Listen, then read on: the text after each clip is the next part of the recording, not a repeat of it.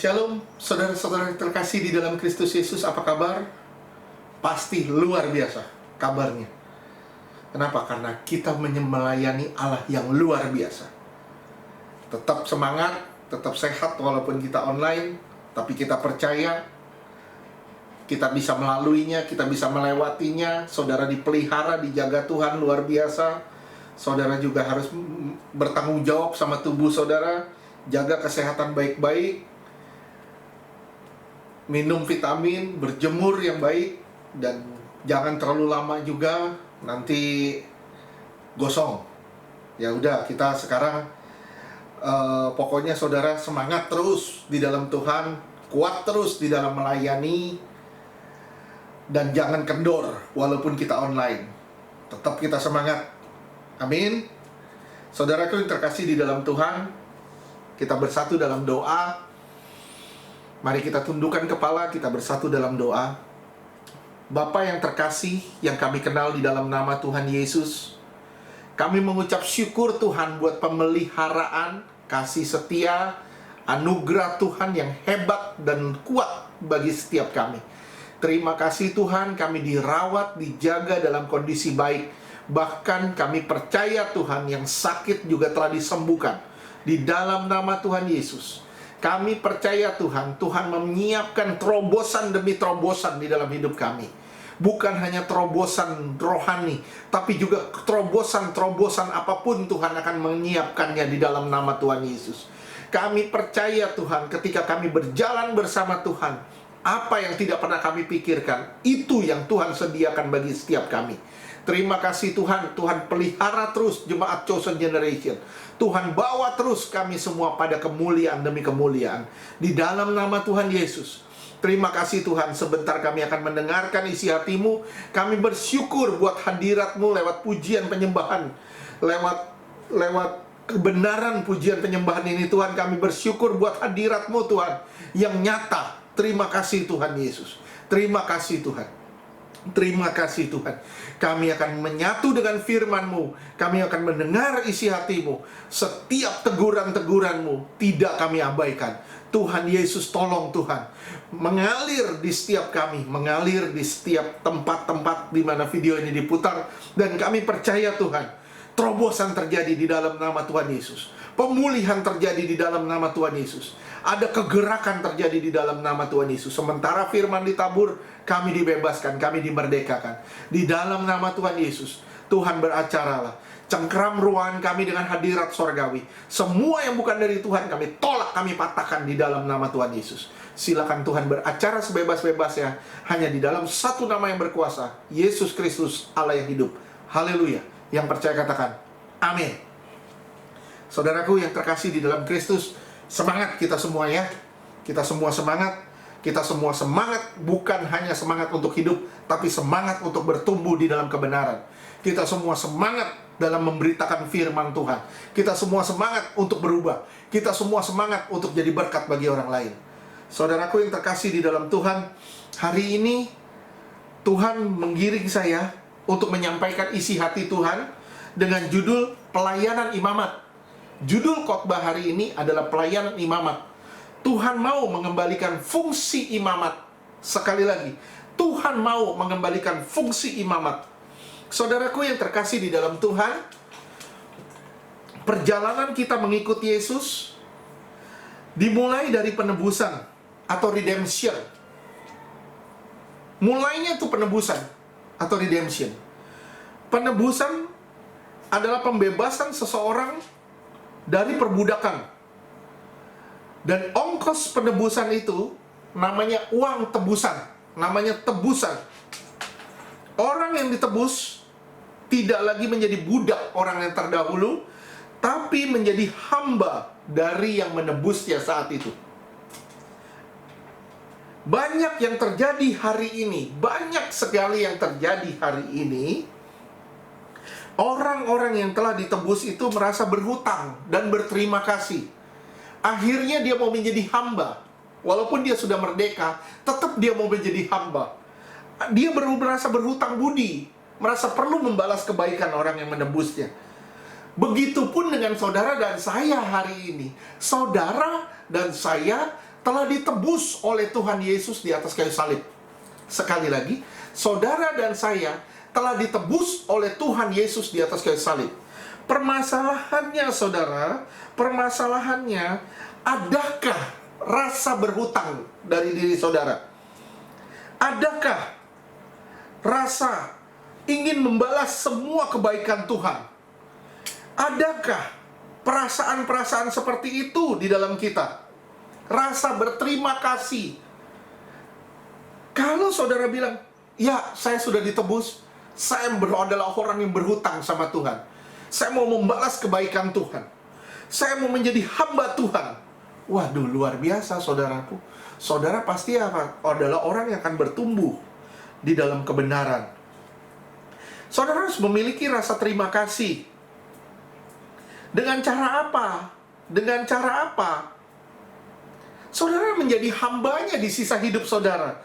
Sekali lagi, saudara menjadi hambanya di sisa hidup saudara. Menjadi hamba Tuhan di sisa hidup saudara. Itu rasa terima kasih saudara. Saudara melayani Tuhan. Bukan hanya melayani, tapi saudara hidup sesuai dengan firman Tuhan di sisa hidup saudara. Saudara menghargai panggilan Tuhan yang kudus. Saudara menghargai kebenaran-kebenaran Tuhan dan hidup di dalamnya. Waduh, kalau saudara sampai ke tingkat ini, saudara tidak kompromi sama dosa, saya yakin saudara akan dipermuliakan bersama dengan Tuhan. Sekali lagi, saya begitu yakin saudara dan saya akan dipermuliakan bersama dengan Tuhan. Tapi nyatanya saudara, Tuhan telah membebaskan kita. Tuhan telah membebaskan saudara dan saya. Tapi sangat disayangkan jika ada orang yang sudah dibebaskan tapi masih tetap mau hidup di dalam perbudakan dosa. Saudara masih diperbudak sama dosa. Saya bilang juga, banyak orang hari ini masih diperbudak dengan rasa takut, cemas, khawatir, takut dengan apapun. Ketika dompet saudara mulai menyusut, saudara mulai takut, gemetaran. Ketika sakit, saudara mulai takut. Ketika saudara mulai hilang sakit tenggorokan, hilang penciuman, saudara mulai takut. Ketika badan saudara mulai demam, saudara mulai takut. Saudara takut dengan banyak hal. Makan ini takut, makan itu takut. Saudara takut dengan banyak hal. Tanpa saudara sadar, saudara adalah orang yang telah diperbudak dengan ketakutan. Kalau saudara bilang, Pak, saya bukan takut, saya berhikmat. Saya bilang sama saudara, antara ketakutan dengan berhikmat itu beda tipis. Beda tipis. Oke, kita berhikmat, tapi kita nggak boleh hidup di bawah bayang-bayang ketakutan. Kalau kita hidup di bawah bayang-bayang ketakutan, kita adalah orang yang diperbudak. Sadar gak saudara? Sadar gak saudara? Firman Tuhan berkata, firman Tuhan jelas sekali berkata, di dalam kasih tidak ada ketakutan. Di dalam kasih tidak ada ketakutan, karena di dalam ketakutan itu mengandung hukuman. Jadi kalau saudara takut, saudara akan siap untuk dihukum. Oleh sebab itu, banyak orang yang begitu dia takut, itu yang terjadi. Kenapa ya Pak? Apa yang saya takutin itu yang terjadi? Karena di dalam ketakutan itu ada hukuman. Amin. Oke, saudara dan saya tidak boleh hidup di bawah bayang-bayang ketakutan lagi. Saya bilang lagi, saudara dan saya tidak boleh hidup di bawah perbudakan dosa lagi. Ingat saudara, kita sudah dibebaskan. Kita tidak lagi hidup bagi diri kita sendiri. Kita tidak hidup untuk kepentingan kita sendiri. Ingat, kita sudah dilepaskan dari berbagai ikatan perbudakan. Orang yang hidup di bawah perbudakan, di bawah ikatan, saya bilang sama saudara, orang itu kehilangan arah menuju surga. Orang itu sedang kehilangan arah menuju surga. Dia kehilangan tujuan dari panggilan Kristus yang mulia. Dia kehilangan tujuan panggilan Kristus yang mulia. Kenapa? Karena dia dibawa bayang-bayang ketakutan. Dia dibawa perbudakan dosa. Dia kehilangan arah. Kenapa? Dia menikmati dosanya. Dia menikmati kepentingannya. Akhirnya dia kehilangan arah menuju surga. Tanpa disadari, orang ini siap untuk dibinasakan. Inilah yang membuat seseorang berjalan berputar-putar di padang gurun. Orang Israel berputar-putar di padang gurun 40 tahun. Kenapa? Karena mereka fokus pada diri sendiri, tidak fokus pada Allah yang menyertai. Mereka tidak melihat pada bimbingan dan penyertaan dan perlindungan Tuhan. Yang mereka pusing adalah bagaimana saya punya makanan, bagaimana saya makan daging, bagaimana saya bisa minum, bagaimana saya bisa menang lawan musuh-musuh saya kalau saya diserang terus, bagaimana saya bisa beristirahat, bagaimana begitu banyak pertanyaan di benak kita, begitu banyak pertanyaan di otak kita yang membuat kita berputar-putar di padang gurun. Tapi hari ini saudara diingatkan firman Tuhan. Sekali lagi, hari ini saudara diingatkan firman Tuhan. Saudara lepasin diri saudara dari segala perbudakan, dan jangan mau berputar-putar di padang gurun tanpa arah, tanpa tujuan. Saudara punya tujuan jelas menuju sorga. Jangan hidup di bawah bayang-bayang dosa. Jangan hidup di bawah bayang-bayang ketakutan. Lepasin dirimu. Kamu sudah dipanggil oleh panggilan yang mulia. Tuhan memanggilmu dengan panggilan yang kudus. Saudara punya tujuan yang jelas, yaitu perjalanan menuju sorga. Saudara mulai abaikan kepentingan-kepentingan diri sendiri. Saudara mulai abaikan semua keinginan-keinginanmu. Saudara hiduplah di dalam kebenaran. Saudaraku yang dikasihi di dalam Tuhan, selain Dia melepaskan kita dari perbudakan, selain Yesus melepaskan kita dari perbudakan, Dia juga tebus kita agar menjadi imam-imamnya. Dia tebus saudara dan saya untuk menjadi imam-imamnya. Wahyu 1 ayat 5-6. Wahyu 1 ayat 5. Dan dari Yesus Kristus, saksi yang setia, yang pertama bangkit dari antara orang mati, dan yang berkuasa atas raja-raja bumi ini, bagi Dia yang mengasihi kita, dan yang telah melepaskan kita dari dosa kita oleh darahnya. Ayat ke-6. Dan yang telah membuat kita menjadi suatu kerajaan, menjadi imam-imam bagi Allah Bapanya. Bagi Dialah kemuliaan dan kuasa sampai selama-lamanya. Amin. Wih, Tuhan membentuk suatu kerajaan imam. Kita akan memerintah bersama dengan Dia. Itu panggilan saudara dan saya yang harus kita hargai, harus kita mengerti. Kalau saudara tidak mengerti ini, panggilan saudara sebagai imamat yang rajani, saudara akan kehilangan arah dan tujuan hidup saudara. Bahkan dari Keluaran, begitu orang Israel dilepasin dari tanah Mesir, Tuhan ngomong di Keluaran 19 ayat 5 dan 6. Keluaran 19 ayat 5. Jadi sekarang, jika kamu sungguh-sungguh mendengarkan firman-Ku dan berpegang pada perjanjian-Ku, maka kamu akan menjadi harta kesayangan-Ku sendiri dari antara segala bangsa, sebab Akulah yang empunya seluruh bumi. Ayat 6. Kamu akan menjadi bagiku kerajaan imam dan bangsa yang kudus. Inilah semuanya firman yang harus kukatakan kepada orang Israel. Wih, luar biasa ya. Saudara dipanggil untuk membentuk suatu kerajaan imam, di mana orang-orang yang dipanggil untuk melayani Tuhan. Ingat ya saudara ya, saudara dipanggil sebagai imam. Itu kuncinya. Itu kuncinya. Saudara tidak hanya dipanggil untuk ke surga, tapi saudara dipanggil juga untuk menjadi imam. Kalau saudara jadi imam di muka bumi ini, kalau saudara melakukan fungsi imamat di muka bumi ini, kalau saudara menjadi imam di muka bumi ini, saya yakin dan percaya saudara juga akan memerintah bersama Yesus di kekekalan nanti. Saudara perhatikan baik-baik. Di dalam kamus bahasa Inggris, imam itu berarti pelayanan yang mewakili Allah di hadapan umat. Pelayanan mewakili Allah di hadapan umat, dan umat di hadapan Allah. Jadi imam itu menjadi penengah antara Allah dengan umat. Imam itu menjadi penengah antara Allah dengan umat dan umat dengan Allah. Pelayanan keimaman kita dilandasi pada keimaman Kristus. Pelayanan keimaman kita hari ini itu dilandasi pada keimaman Kristus. Karena Yesus telah menjadi imam besar perjanjian baru. Sekali lagi, Yesus telah menjadi imam besar perjanjian baru. Yesus menunjukkan pelayanan keimaman dengan darahnya. Lewat darahnya kita bisa datang ke hadapan Allah. Wih, luar biasa saudara. Ini loh yang namanya pelayanan imam, mewakili umat di hadapan Allah dan mewakili Allah di hadapan umat. Tuhan pakai saudara tuh sampai sejauh itu, menjadi duta-dutanya bagi orang-orang di sekitar saudara. Saudara dipakai Tuhan menjadi wakil-wakil Allah di muka bumi ini dan menjadi penyambung lidah Allah. Sehingga saudara punya doa didengar Tuhan. Saudara juga mendengar suara Tuhan dan bisa menyampaikan kepada umat.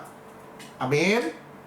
Sampai sekarang pelayanan imamat ini dari orang Israel terus dijalankan. Orang Israel terus menjalankan pelayanan imamat ini sampai hari ini. Di sana ada orang-orang Lewi, dan orang Lewi ini dibagi lagi orang suku Kohen, marga Kohen. Kohen itu artinya imam. Kohen itu artinya imam. Jadi Lewi itu dipecah lagi menjadi marga Kohen. Kohen itu adalah imam-imam. Sekali lagi, Kohen itu adalah imam-imam. Saudara perhatiin ya, saudara perhatiin. Orang-orang Lewi ini melayani Kohen, melayani imam-imam. Dan imam-imam ini melayani Allah dan melayani umat. Dan sampai hari ini, orang Lewi masih melakukan pelayanan ini. Kenapa? Kenapa begitu penting? Ada hal tersirat di sini. Ada hal tersirat di sini. Kenapa pelayanan keimaman itu penting? Karena pelayanan keimaman itu sangat penting karena mewakili Allah. Oleh sebab itu menjadi sangat penting. Saudaraku, saudara harus tahu ya, saudara ditebus bukan hanya untuk diselamatkan, tapi saudara ditebus untuk menjadi imam bagi kerajaannya. Sekali lagi, saudara ditebus bukan hanya menjadi diselamatkan, tapi saudara juga ditebus untuk menjadi imam di kerajaannya. Wahyu 20 ayat ke-6. Wahyu 20 ayat 6. Berbahagia dan kuduslah ia yang mendapat bagian dalam kebangkitan pertama itu. Kematian yang kedua tidak berkuasa lagi atas mereka, tetapi mereka akan menjadi imam-imam Allah dan Kristus, dan mereka akan memerintah sebagai raja bersama-sama dengan Dia 1000 tahun lamanya. Saudara perhatiin kata per kata di sini ya. Kalau saudara mengalami kebangkitan pertama, artinya apa? Saudara hidup dalam hidup yang baru. Kalau saudara mengalami kebangkitan yang pertama, artinya saudara hidup dalam hidup yang baru. Saudara akan memerintah bersama dengan Tuhan. Sekali lagi, saudara akan memerintah bersama dengan Tuhan. Hebat ya saudara ya. Saudara memerintah loh bersama Tuhan. Saudara jadi imam bagi Tuhan, bagi kerajaannya. Wih, ini luar biasa. Dan Tuhan mau saudara sampai ke tingkat situ loh. Sekali lagi, Tuhan mau saudara sampai ke tingkat situ. Sekarang kita breakdown. Kita lihat ya, ciri-ciri seorang imam apa? Ciri-ciri seorang imam apa? Saudara mungkin bertanya, lah Pak, saya mau jadi seorang imam. Ciri-cirinya gimana Pak, saya bisa jadi seorang imam? Yang pertama, kalau saudara menjadi seorang imam, kita lihat di Ulangan 33 ayatnya ke-8. Ulangan 33 ayat 8. Tentang Lewi ia berkata, biarlah Tumim dan Urmimmu menjadi kepunyaan orang yang kau kasihi, yang telah kau coba di masa dengan siapa engkau berbantah dekat air mata Meriba. Ya, kau kasihi pakai bahasa Ibrani. Kasih. Yang bisa diterjemahkan dalam 4 arti. Yang bisa diterjemahkan kasih diterjemahkan dalam 4 arti. Yang pertama itu godly, atau saleh atau baik. Yang kedua, holy, yang artinya kudus. Yang ketiga, merciful, yang artinya penuh belas kasihan.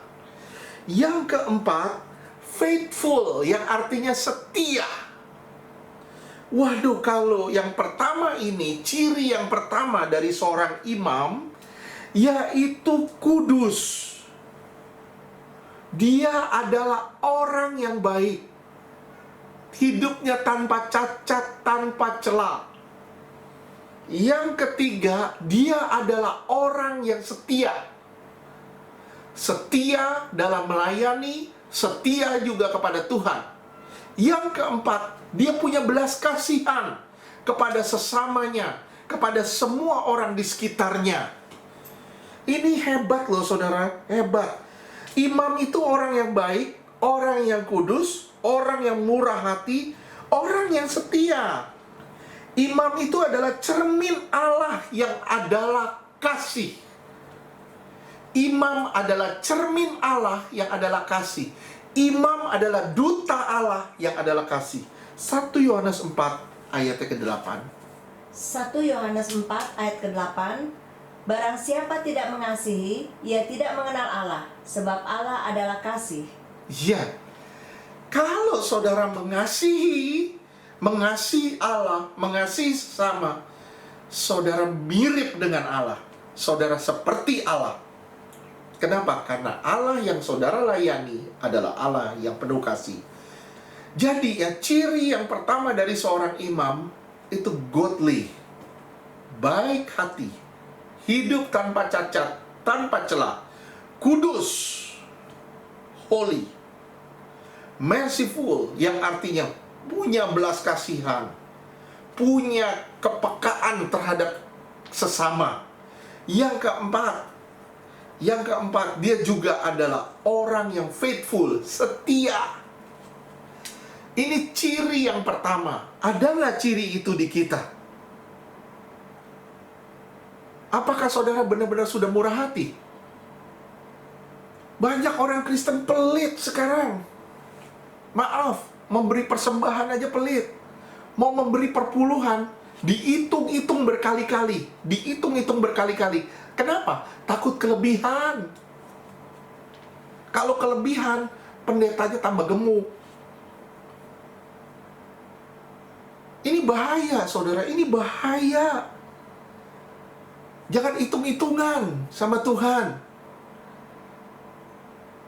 Apa yang menjadi tanggung jawabmu, jadi hak Tuhan, kembalikan. Apa yang punya orang miskin, kasih. Saya bilang, dengan memberi, saudara tidak akan berkekurangan. Dengan merasa kurang, saudara tidak pernah akan bisa memberi. Sekali lagi ya, dengan memberi, engkau tidak pernah akan kekurangan. Tapi kalau kamu merasa kurang terus, engkau tidak pernah akan bisa memberi. Oke, saudara? Ini ciri yang pertama. Imam mengantar kita kepada Allah. Jika saudara dan saya adalah imam, kita akan mengantar orang-orang yang belum percaya kepada Yesus. Kita akan mengantar orang-orang yang belum percaya kepada Yesus karena sikap kita, tingkah laku kita, perilaku kita yang benar-benar sudah memuliakan Allah. Kita menjadi terang bagi banyak orang. Kita menjadi berkat bagi orang di sekitar kita. 1 Petrus 2 ayat ke-12. 1 Petrus 2 ayat ke-12. Milikilah cara hidup yang baik di tengah-tengah bangsa bukan Yahudi, supaya apabila mereka memfitnah kamu sebagai orang durjana, mereka dapat melihatnya dari perbuatan-perbuatanmu yang baik dan memuliakan Allah pada hari Ia melawat mereka. Lihat ya saudara ya. Lihat, Tuhan akan melawat mereka. Kenapa? Karena perbuatanmu baik, perbuatanmu tidak bercela. Mereka akan memuliakan Allah. Berapa banyak orang Kristen hari ini hidupnya bercela. Orang-orang di luar akan melihat, lu sama kayak gue, lu gak ada bedanya. Kita, orang Kristen, harus tampil beda. Sekali lagi saya ulang sampai saudara. Kita, saudara dan saya, orang-orang percaya, harus tampil beda. Kita harus menjadi berkat bagi dunia ini. Kita harus tampil menjadi terang bagi dunia yang gelap ini. Saya bilang sama saudara, dunia sedang kehilangan arah. Dunia sedang kehilangan arah. Benar, kita hidup di penghujung zaman sekarang saudara. Kita hidup di penghujung zaman. Orang-orang lagi hidup di bawah bayang-bayang ketakutan, di bawah bayang-bayang intimidasi kuasa kegelapan. Kita harus memberi pengharapan kepada mereka. Kita harus menjadi terang buat mereka. Lukas 21 ayat 25 sampai 28. Lukas 21 ayat 25. Dan akan ada tanda-tanda pada matahari dan bulan dan bintang-bintang, dan di bumi bangsa-bangsa akan takut dan bingung menghadapi deru dan gelora laut. Ayat 26. Orang akan mati ketakutan karena kecemasan berhubung dengan segala apa yang menimpa bumi ini, sebab kuasa-kuasa langit akan goncang. Ayat 27. Pada waktu itu orang akan melihat Anak Manusia datang dalam awan dengan segala kekuasaan dan kemuliaannya. Ayat 28. Apabila semuanya itu mulai terjadi, bangkitlah dan angkatlah mukamu, sebab penyelamatmu sudah dekat. Wih, saudara sadar nggak? Penyelamat kita sudah dekat. Kedatangan Tuhan kali kedua sudah dekat. Amin. Sekali lagi, kedatangan Tuhan kali kedua sudah dekat. Di situ dibilang, penyelamatmu sudah dekat. Apa? Gimana ciri-cirinya? Penyelamatmu sudah dekat. Kedatangan Tuhan kali kedua sudah dekat. Lihat, di situ ada orang yang hidup di bawah bayang-bayang ketakutan. Hidup di bawah bayang-bayang ketakutan. Sama apa? Sama gelora lautan. Mereka takut dengan masalah-masalah yang terjadi saat ini. Saudara lihat ya, saudara lihat. Berapa banyak orang hidup di bawah bayang-bayang ketakutan.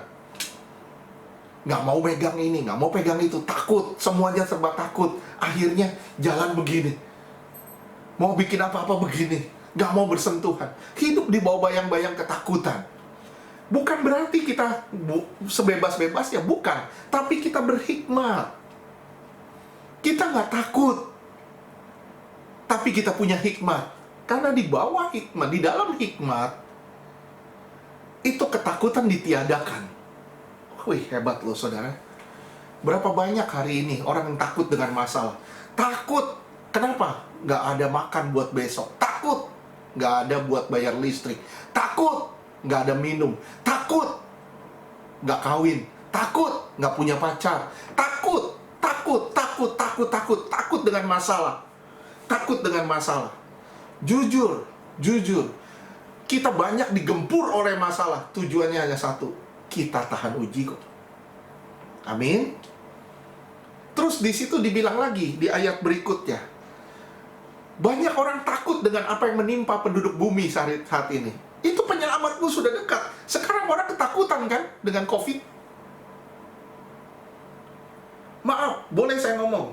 Banyak orang lebih takut sama COVID daripada sama Tuhan. Banyak orang lebih takut sama COVID daripada sama Tuhan.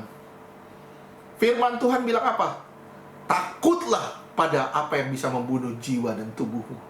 Jiwa dan rohmu di dalam kekekalan. Jangan cuma takut sama yang bisa membunuh tubuhmu, tapi takut sama yang bisa bunuh roh dan jiwamu di dalam kekekalan. Takut dong sama Tuhan. COVID itu mainnya diintimidasi kita. Begitu saudara takut, imun tubuh saudara drop, hancur. Saudara sadar nggak? Firman Tuhan berkata, hati yang gembira itu obat yang mujarab. Banyak orang bilang, wah minum ini bagus, minum ini bagus, minum ini bagus, minum ini bagus, minum ini bagus. Saya bilang, ya oke, saudara silakan minum. Tapi yang paling utama, hati yang bergembira. Kalau saudara hidup di bawah bayang-bayang ketakutan, saya bilang sama saudara, saudara tidak pernah akan bisa bergembira. Orang yang takut itu kelihatan dari wajahnya, dari raut wajahnya. Orang yang lagi ketakutan itu terlihat dari raut wajahnya, dari air mukanya. Orang itu jadi biru, jadi seperti pucat pasi, seperti darah nggak jalan ke kepalanya. Kenapa? Karena dia ketakutan. Saya bilang ya, penyelamat kita sudah dekat nih. Penyelamat kita sudah dekat. Ya. Your redemption is near, katanya. Penyelamatmu sudah dekat. Wih, luar biasa. Ini kita sedang ngalamin nih sekarang. Semua ditakutkan oleh penduduk bumi. Semua penduduk bumi lagi ketakutan. Penyelamatmu sudah dekat. Hati-hati saudara. Kalau Tuhan datang kali kedua, adakah kita menjadi imamnya? Jangan hidup sembarangan hari ini. Amin. Mulailah hidup kudus, hidup suci, hidup tanpa cacat, tanpa celah, jadi orang baik, benar-benar jadi orang baik dan benar. Hiduplah penuh belas kasihan kepada orang lain, dan hiduplah setia kepada Tuhan. Kenapa? Karena engkau membawa doa-doa kepada Tuhan. Matius 24 ayat ke-12. Matius 24 ayat ke-12. Dan karena makin bertambahnya kedurhakaan, maka kasih kebanyakan orang akan menjadi dingin. Ya, karena semakin banyak dosa, semakin banyak kejahatan, kasih juga semakin dingin. Kenapa? Karena di dalam kejahatan, di dalam dosa, itu terkandung kental ego manusia. Di dalam kejahatan, di dalam dosa itu terkandung kental ego manusia. Ketika ego manusia itu di atas segala-galanya, kasih itu ditarik ke bawah. Saya berharap saudara bisa ngerti apa yang kita bahas ini. Sekarang dunia sedang dibawa bayang-bayang ketakutan, dibawa bayang-bayang perang. Saudara bilang, perang apa? Perang apa? Perang itu nggak selalu dor-doran, tembak-tembakan, bom-boman. Itu bukan perang yang sekarang, nggak begitu. Sekarang itu perangnya perang dagang. Amerika sama Cina, itu perang dagang. Perang apa lagi? Perang biologi, senjata kimia. Waduh, itu perang juga. Kita sedang ngadepin perang ini. Mulai dari kapan? Dari tahun 40-an perang sudah terjadi, perang biologi. Manusia itu jahat, manusia sudah mengembangkan senjata biologi. Virus antrak itu terjadi tahun 40-an. Virus antrak itu pertama kali dilepaskan di salah satu pulau di Amerika, yang sampai hari ini pulaunya nggak boleh didatangi orang, nggak boleh disinggahi orang. Kenapa? Karena mereka berasa virus antrak itu masih tetap hidup di situ. Itu senjata biologi dan itu fakta, itu nyata. Nah ini kita lagi mengalami perang sekarang. Perang apa? Perang biologi. Perang lawan apa? Virus. Ini senjata biologi yang sedang ditebar. Tujuannya apa? Untuk meraup keuntungan.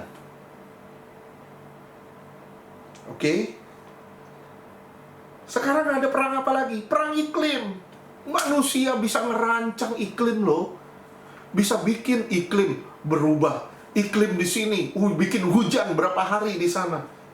Diserang pakai iklim. Waduh. Ini lagi perang, kita lagi dalam bayang-bayang perang. Saya bilang sama saudara, penyelamatmu sudah dekat, bersiap-siap. Fungsi imam di dalam saudara dan saya harus balik. Amin. Saya rindu fungsi imam di dalam saudara dan saya harus kembali.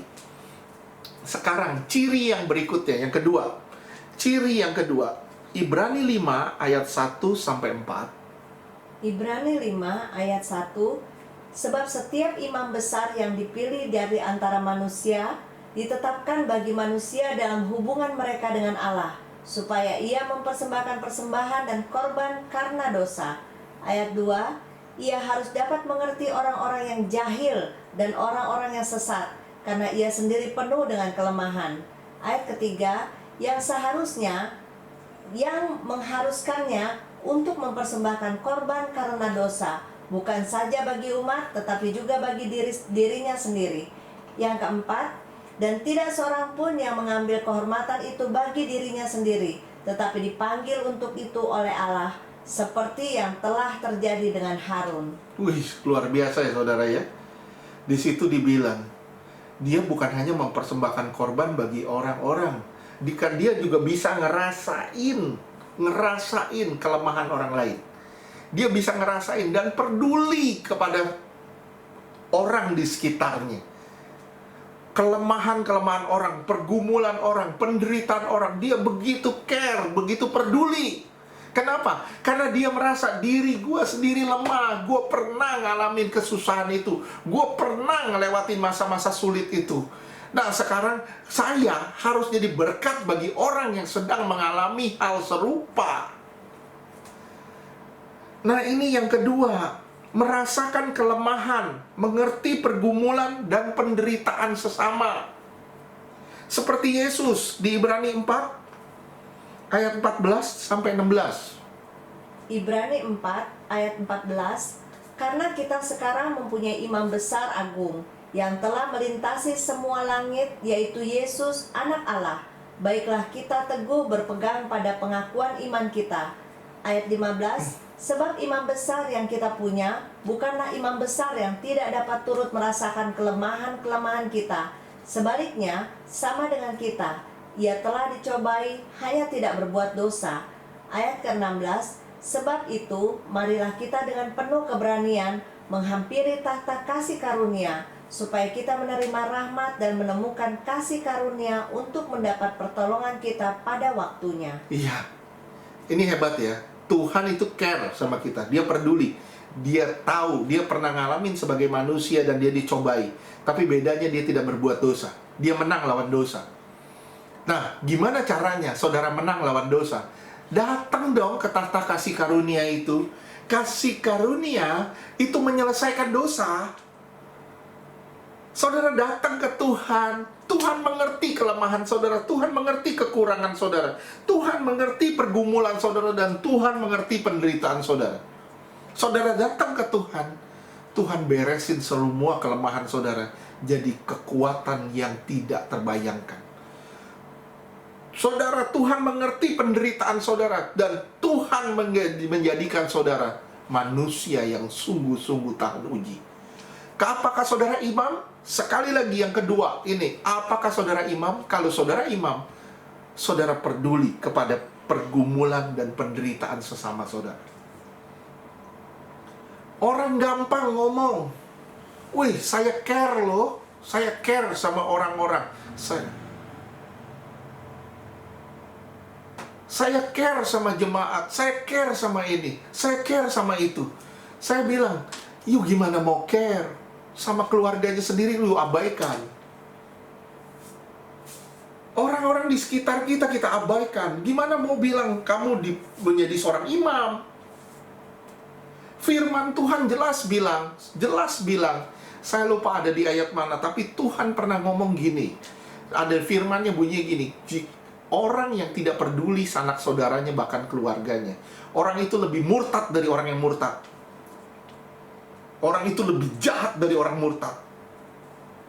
Saudara harus mulai care ya sama orang-orang di sekitar saudara. Peduli sama pergumulan mereka dan peduli sama penderitaan mereka. Baru saudara bisa jadi imam. Saudara bukan hanya peduli sama orang yang baik sama saudara, tapi saudara juga peduli sama orang-orang yang jahat sama saudara. Amin. Karena Tuhan juga peduli sama kita yang jahat sama Dia. Marilah kita berubah menjadi imam-imam Allah. Kita mengerti panggilannya sebagai seorang imam. Itu panggilan yang mulia. Dia mau menjadikan kita imam-imam di kerajaannya. Amin. Yang ketiga, Kejadian 49 ayat 5 sampai dengan ke-7.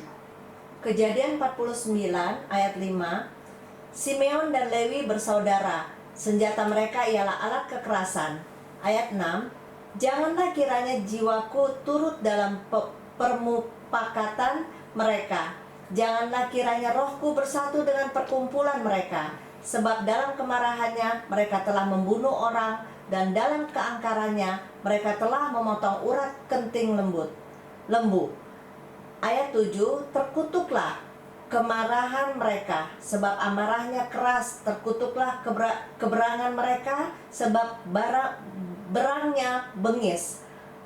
Aku akan membagi-bagikan mereka di antara anak-anak Yakub dan menyerahkan mereka di antara anak-anak Israel. Ya, Lewi adalah orang yang kejam. Saat anak perempuan dari Yakub, yaitu saudara-saudara mereka dinodai, mereka mulai merancang satu pembalasan. Mereka itu kejam. Bahkan mereka kejam sampai kejamnya, mereka akan membalas apa yang mereka tidak alami. Jadi, apa yang mau saya sampaikan di sini yang ketiga?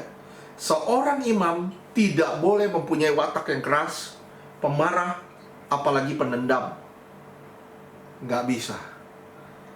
Kalau saudara masih dendam sama orang sampai hari ini, saya bilang, kalau saudara masih kepahitan sama orang sampai hari ini, saya bilang sama saudara, saudara sedang mengorbankan fungsi imamatmu. Simak ya baik-baik ya. Kalau saudara ada sakit hati sama orang hari ini, saya bilang, saudara sedang mengorbankan fungsi imamatmu.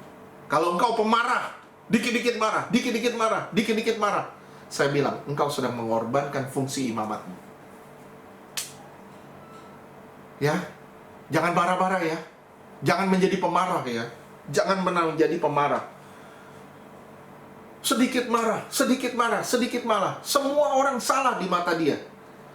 Sebenarnya, orang yang mengasah diri, orang yang melihat orang lain dari sudut kesalahan, orang ini adalah orang yang tidak pernah puas dengan dirinya sendiri.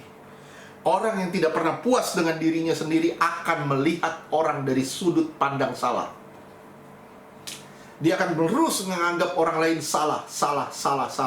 Dan sulit mulutnya untuk terkatup untuk menjadi sabar. Sulit. Ada seorang bapak pernah datang ke saya.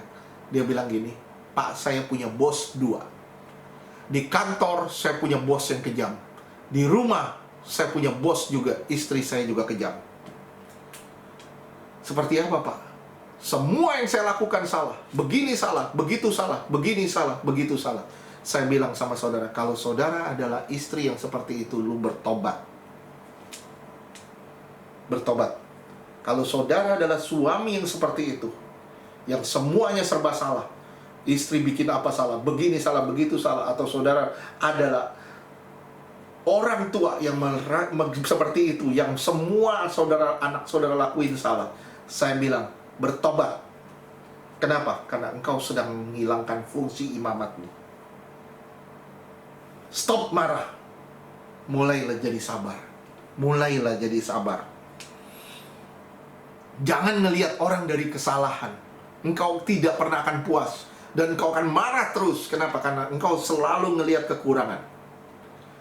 Mulai, lihat dari kelebihannya. Engkau akan bisa bersyukur buat orang itu. Amin. Lihat ya saudara ya. Lihat ya. Orang Lewi tidak hanya membunuh. Dia tidak hanya membunuh orang yang menodai adiknya. Lewi dan Simeon tidak hanya membunuh orang yang menodai adiknya, tapi penduduk desa di sekitar orang yang menodai adiknya itu tinggal, semuanya pun dibantai, hartanya diambil. Saya bilang, inilah orang yang kejam. Saudara bisa perhatiin maksudnya apa? Maksud dari firman ini apa? Kepahitan itu menjalar. Kepahitan bukan hanya di satu orang, tapi kepahitan akan menjalar kepada banyak orang. Kepahitan akan menjalar kepada banyak orang. Dan ini terbukti dari seorang Lewi dan Simeon, yang bukan hanya membunuh orang yang menodai adiknya, tapi membunuh seluruh penduduk desanya. Saudaraku, apakah saudara masih sampai hari ini masih suka marah-marah? Apakah saudara adalah orang yang emosional sampai hari ini? Apakah saudara adalah orang pendendam, menyimpan kesalahan orang lain? Apakah saudara adalah orang-orang yang sulit mengampuni orang lain? Apakah saudara adalah orang yang punya watak yang keras? Saya bilang, kalau saudara punya seperti ini, sifat-sifat seperti ini, engkau tidak bisa jadi imam. Jadi ciri imam yang ketiga, jangan mempunyai watak keras, pemarah, apalagi pendendam. Jadilah orang yang sabar dan penuh kasih. Hebatnya, pada zaman Musa, kelahiran Musa, itu orang Lewi berubah drastis. Dari orang yang beringas, orang yang pemarah, orang yang pendendam, berubah jadi bangsa yang dikasihi Tuhan. Tadi di firman Tuhan, di Ulangan 33 dibilang, kukasihi. Kenapa kukasihi? Kenapa kukasihi? Karena ketika orang-orang Israel semuanya bersungut-sungut gak ada minuman, hanya orang Lewi yang tidak bersungut-sungut. Ketika orang-orang Israel menyembah berhala, dan Musa bilang, siapa yang berpihak pada Tuhan, lewat, ikuti jalanku. Ternyata hanya orang Lewi yang ikut. Ini kejadian ini di Keluaran 32 ayat 25 sampai 29. Keluaran 32 ayat 25. Ketika Musa melihat bahwa bangsa itu seperti kuda terlepas dari kandang, sebab Harun telah melepaskannya, sampai menjadi buah cemooh bagi lawan mereka. Ayat 26. Maka berdirilah Musa di pintu gerbang perkemahan itu serta berkata, siapa yang memihak kepada Tuhan, datanglah kepadaku. Lalu berkumpullah kepadanya seluruh Bani Lewi. Ayat ke-27, berkatalah ia kepada mereka, beginilah firman Tuhan Allah Israel, baiklah kamu masing-masing mengikatkan pedangnya pada pinggangnya, dan berjalanlah kian kemari melalui perkemahan itu, dari pintu gerbang ke pintu gerbang, dan biarlah masing-masing membunuh saudaranya, dan temannya, dan tetangganya. Ayat ke-28, Bani Lewi melakukan seperti yang dikatakan Musa, dan pada hari itu tewaslah kira-kira 3.000 orang dari bangsa itu. Ayat ke-29, kemudian berkatalah Musa, baktikanlah dirimu mulai hari ini kepada Tuhan, masing-masing dengan membayarkan jiwa anak-anaknya laki-laki dan saudaranya, yakni supaya kamu diberi berkat pada hari ini. Oke. Jadi yang keempat, ciri imamat yang keempat adalah berpihak pada kebenaran, berjalan di dalam kebenaran. Saudara lihat, simak baik-baik.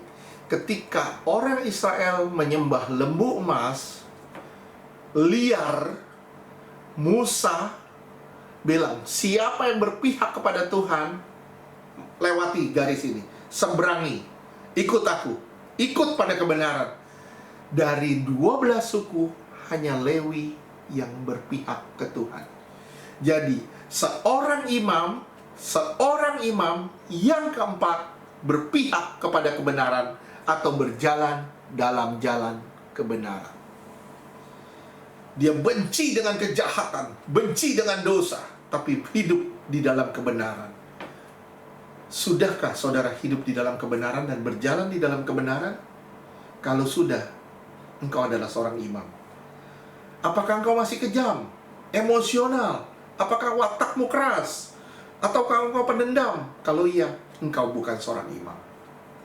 Apakah engkau peduli kepada kelemahan orang lain dan pergumulan-pergumulan orang, penderitaan-penderitaan orang? Kalau iya, engkau adalah imam. Apakah engkau punya sifat godly, faithful, setia, holy, merciful? Kalau engkau mempunyai sifat-sifat ini, engkau adalah seorang imam. Perhatikan, simak baik-baik cara hidup kita. Yang berikutnya, yang kelima, Ulangan 33 ayat ke-9. Ulangan 33 ayat ke-9, yang berkata tentang ayahnya dan tentang ibunya, aku tidak mengindahkan mereka, ia yang tidak mau kenal saudara-saudaranya dan acuh tak acuh terhadap anak-anaknya, sebab orang-orang Lewi itu berpegang pada firman-Mu dan menjaga perjanjian-Mu. Ya, jadi orang-orang Lewi menghargai Tuhan, Ciri yang kelima, orang-orang Lewi mengasihi Tuhan dibanding apapun. Mengasihi Tuhan lebih dari segalanya, bahkan lebih dari hidupnya sendiri. Coba lihat lagi. Tadi kita udah bahas di Ulangan 33 ayat 9. Sekarang saudara lihat di Keluaran 32 ayat 27. Di Ulangan 33 dibilang mereka tidak acuh. Mereka acuh tak acuh sama keluarganya. Kenapa? Karena mereka berpihak kepada Tuhan. Paham ya? Jangan diartikan sesuatu yang negatif. Waduh, Tuhan kejam banget, sama keluarga aja dibikin acuh tak acuh. Bukan itu maknanya. Lihat lagi Keluaran 32 ayat 27.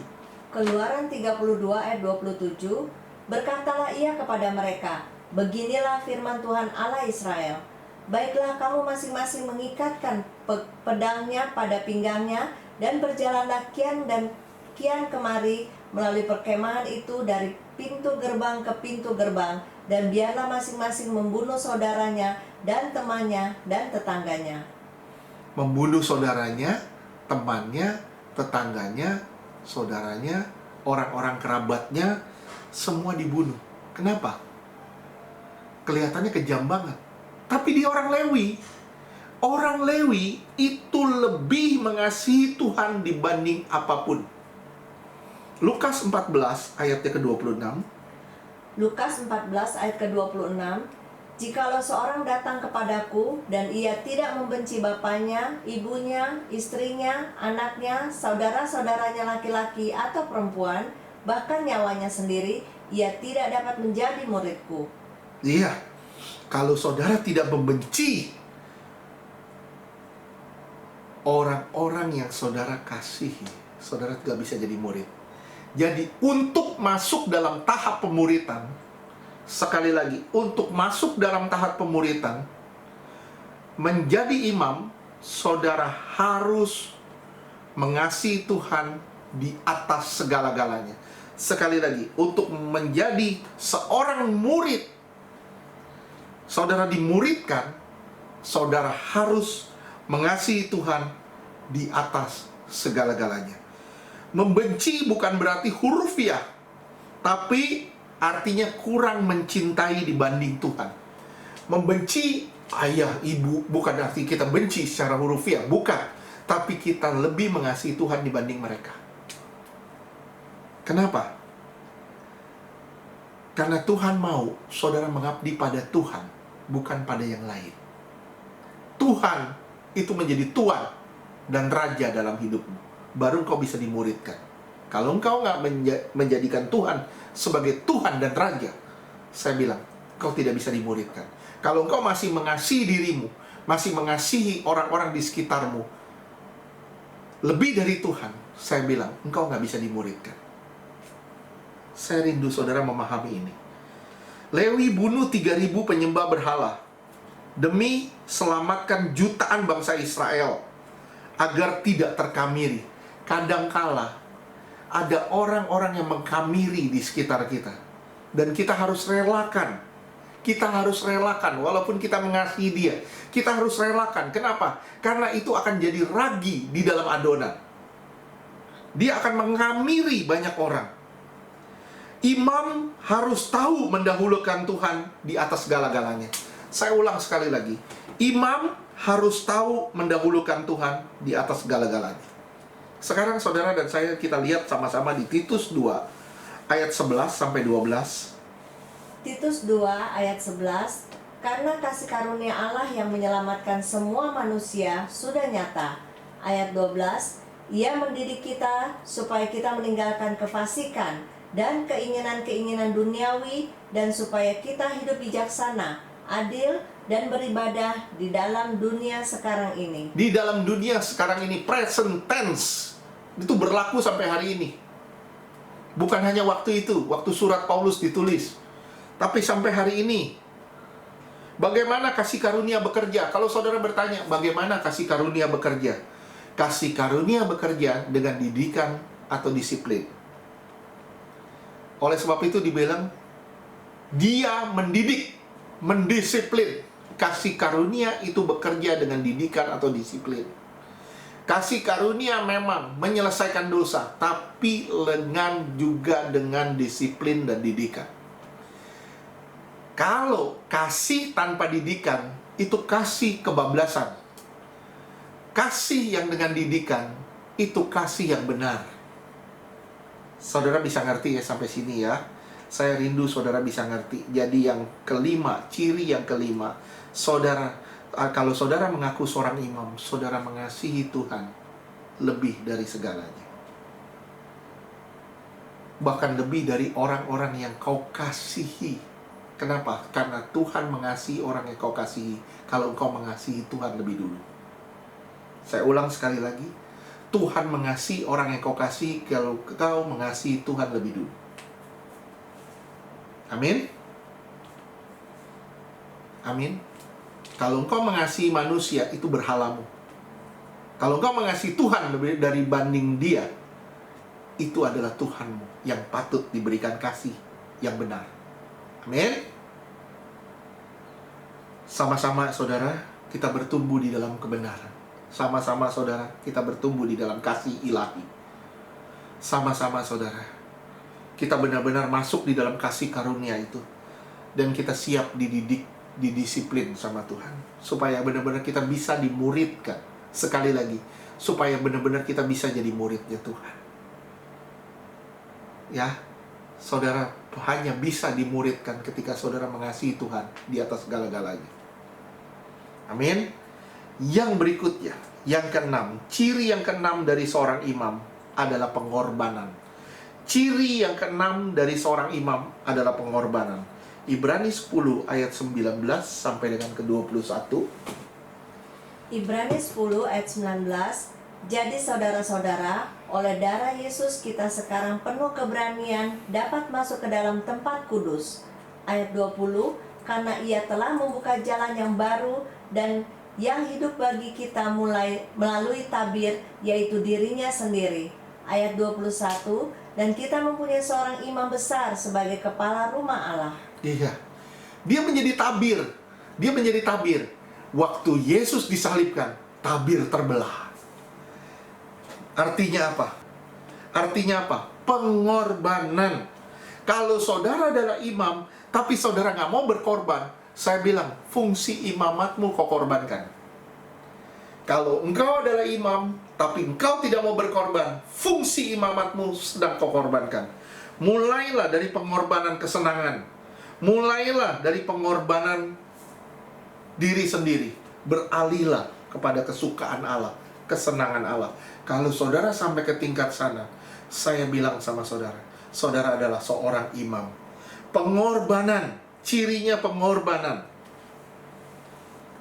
Pengorbanan, perasaan demi menyelamatkan orang-orang di sekitar kita. Pengorbanan kesenangan demi Tuhan disenangkan. Pengorbanan segala-galanya demi Tuhan dimuliakan dalam hidup kita. Yohanes 10 ayat 11, Tuhan telah memberi bukti Dia adalah Allah yang berkorban. Yohanes 10 ayat 11. Akulah gembala yang baik. Gembala yang baik memberikan nyawanya bagi domba-dombanya. Iya. Memberi nyawa artinya memberi segala-galanya bagi domba-dombanya. Kalau nyawa sudah habis, berarti gak bisa buat apa-apa lagi. Nah itu, Tuhan memberikan segala-galanya buat kita, supaya kita bisa melakukan banyak hal bagi Dia. Saudaraku, hebat loh. Tuhan mau memberi saudara dan saya terobosan hari ini. Tuhan mau memberi saudara dan saya kepekaan pada perasaan Tuhan. Saudara sadar kalau saudara dipanggil untuk menjadi seorang imam.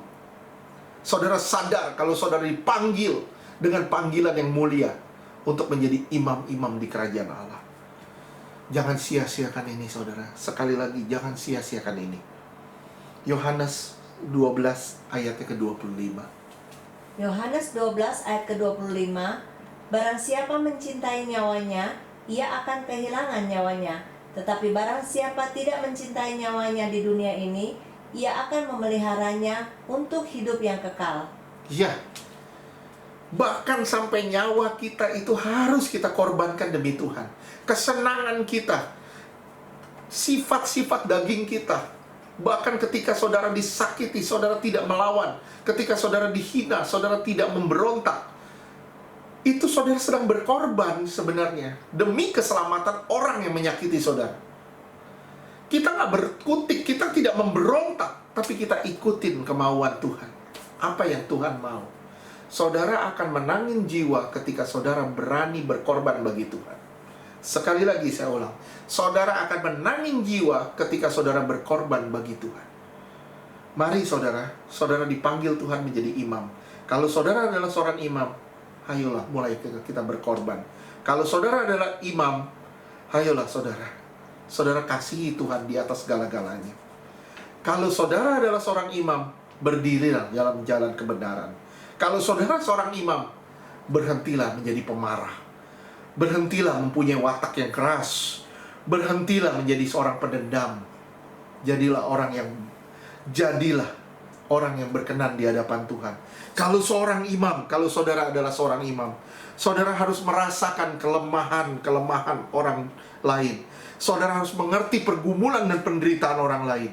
Kalau saudara adalah seorang imam, saudara harus menjadi orang yang godly, orang yang baik, orang yang benar, orang yang tidak bercacat, tidak bercela, orang yang holy, orang yang kudus, suci, tanpa cacat, orang yang faithful, orang yang setia kepada panggilan Tuhan, orang yang merciful, orang yang punya belas kasihan kepada sesamanya. Mari saudara, ciri-ciri ini perlu digarisbawahi. Saudara dipanggil untuk menjadi imam. Jangan sia-siakan fungsi imamat saudara.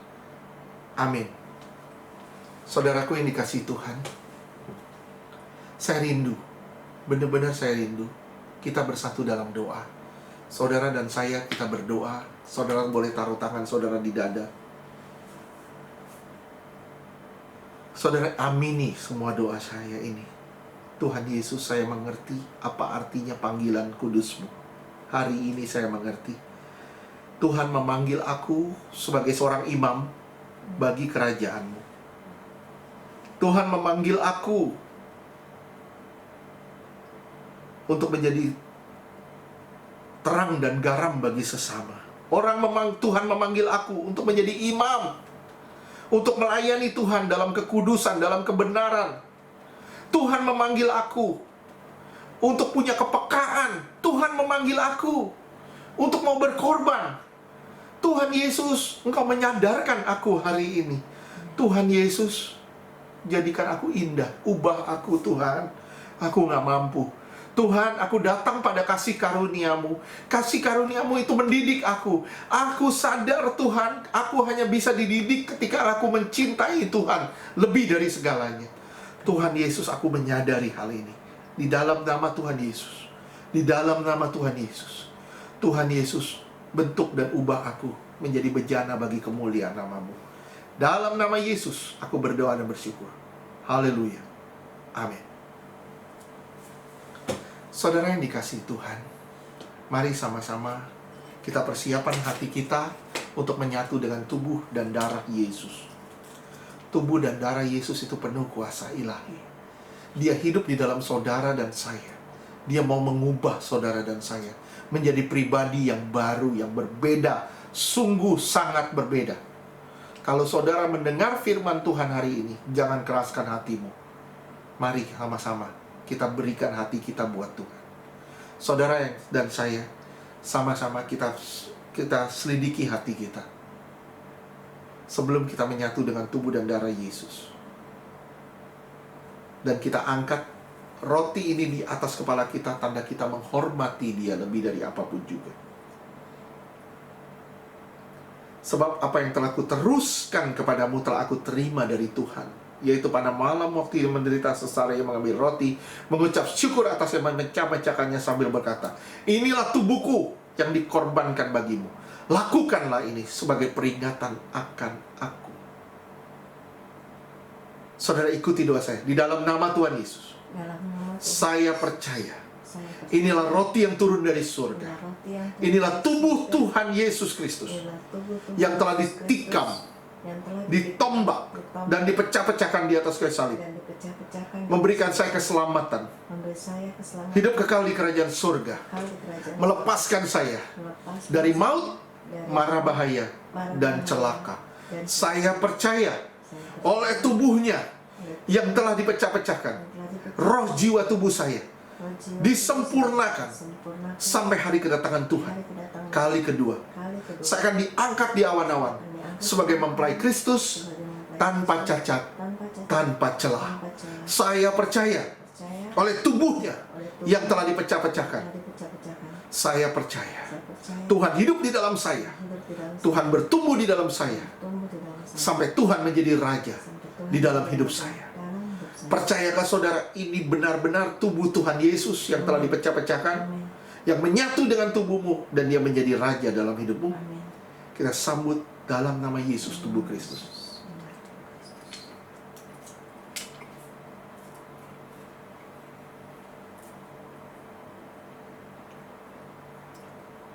Saudara yang dikasihi Tuhan, kita angkat cawan ini tinggi di atas kepala kita.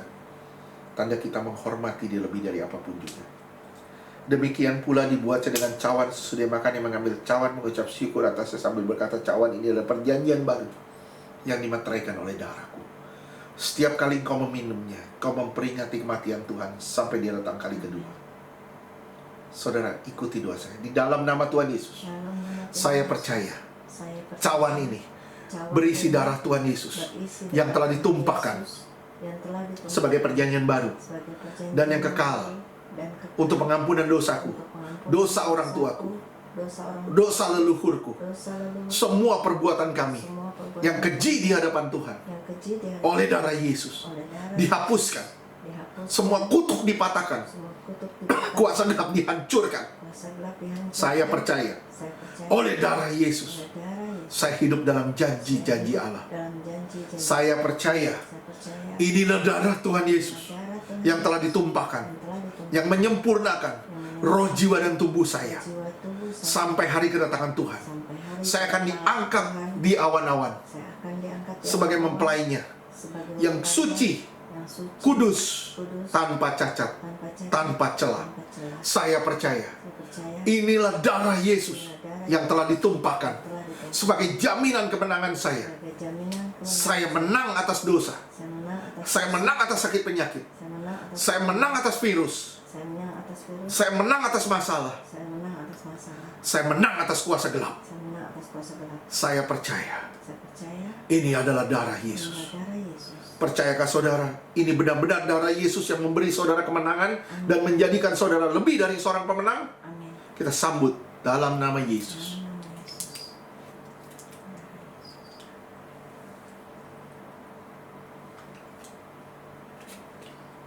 Saudaraku yang sudah bersatu dengan tubuh dan darah Yesus, kita mau akhiri ibadah ini. Boleh angkat tanganmu dua-dua. Pandang wajah Yesus yang karena hanya Dia yang bisa memberkatimu. Terimalah berkat dari Bapa di surga, kasih yang melimpah dari Tuhan Yesus, penyertaan yang agung dan luar biasa sempurnanya dari Roh Kudus menyertai saudara dan saya mulai pagi siang hari ini sampai selama-lamanya. Kita semua akan dijemput Tuhan di awan-awan sebagai mempelai suci, kudus, tanpa cacat, tanpa celah. Di dalam nama Tuhan Yesus, yang percaya katakan amin. Puji Tuhan. Kita terus berdoa saudara, supaya kita kuat di dalam kebenaran dan hidup di dalam kebenaran, supaya saudara benar-benar menjadi imam bagi kerajaannya, supaya saudara benar-benar hidup di dalam kekudusan. Terus menerus saudara hidup di dalam doa, terus menerus bangun hubungan dengan Tuhan. Kita berdoa supaya kondusif situasi dan kita bisa beribadah bersama-sama lagi. Puji Tuhan. Saya yakin dan percaya Tuhan akan memberi kita terobosan. Tuhan akan memberi kita pengalaman-pengalaman yang indah bersama dengan Tuhan. Haleluya. Saudaraku yang dikasihi Tuhan, kita akan berjumpa lagi. Kita akan berjumpa lagi. Dan kita percaya kita berjumpa juga dalam doa kita hari-hari. Kita saling mendoakan satu dengan yang lain. Kita saling mengasihi, saling menyayangi.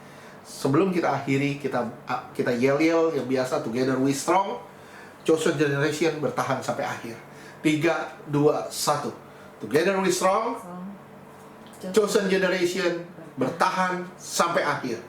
Maju terus dalam Tuhan, jadi berkat buat banyak orang. Tuhan Yesus berkati. Amin.